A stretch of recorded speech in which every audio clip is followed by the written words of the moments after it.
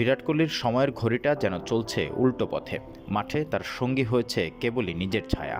সদ্য সমাপ্ত বর্ডার গাভাস্কার সিরিজটা ব্যাট হাতে রাঙাতে পারেননি ভারতের এই তারকা ক্রিকেটার। 5 ম্যাচ সিরিজে আছে একটি সেঞ্চুরি, আর বাকি ম্যাচে একরাশ হতাশা। এমন সময় মানসিক শান্তির খোঁজে স্ত্রী আনুশকা শর্মা ও 2 সন্তান নিয়ে তিনি ছুটেছেন বৃন্দাবনের পথে।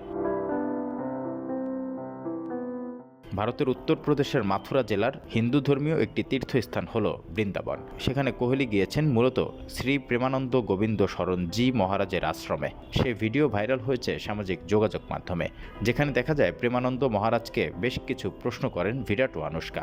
তাদের আশীর্বাদ দেওয়ার পাশাপাশি বিরাটকে দেশসেবকের আখ্যাও দেন এই ধর্মগুরু।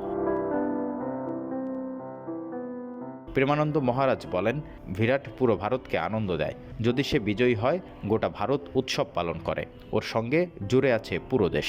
সৃষ্টিকর্তা ওকে খেলার মাধ্যমে সেবা করার দায়িত্ব দিয়েছেন। ভিডিওতে আরও দেখা যায় আনুশকা নিজের মত প্রকাশ করছিলেন প্রেমানন্দ মহারাজের কাছে। চেয়েছেন প্রেম, ভক্তি আর আশীর্বাদ। ভিরুষ্কা জুটির ধর্মভীরুতা মন ছুঁয়েছে মহারাজের। এই ধর্মগুরু বলেন, আপনারা খুবই সাহসী। পৃথিবীতে এত সম্মান পাওয়ার পর ভক্তির দিকে আসা কঠিন কাজ। আমার মনে হয় সৃষ্টিকর্তার প্রতি নিবেদিত প্রাণ হওয়ার প্রভাব বিরাটের উপর পড়বে। ভক্তির উপরে কিছুই নেই। অবশ্য এবারই প্রথম নয়, এর আগেও দেশ বিদেশের বিভিন্ন আশ্রম আর কীর্তনের অনুষ্ঠানেও বিরাট আনুশকা দম্পতিকে দেখা গেছে একাধিকবার। সাধারণ মানুষের সাথে মেঝেতে বসেই করেছেন প্রার্থনা। উল্লেখ্য, টেস্ট সিরিজের পর ভারতের নতুন মিশন ইংল্যান্ডের বিপক্ষে টি-20 ও ওয়ানডে সিরিজ। গত বিশ্ব আসরে চ্যাম্পিয়ন হয়েই সংক্ষিপ্ত ফরম্যাটের এই ক্রিকেটকে বিদায় জানিয়েছিলেন বিরাট কোহলি। তবে খেলবেন একদিনের ম্যাচে। এরপর ফেব্রুয়ারিতে থাকছে চ্যাম্পিয়ন্স ট্রফির আসর, যেখানে সবার নজর থাকবে এই পোস্টার বয়ের দিকে।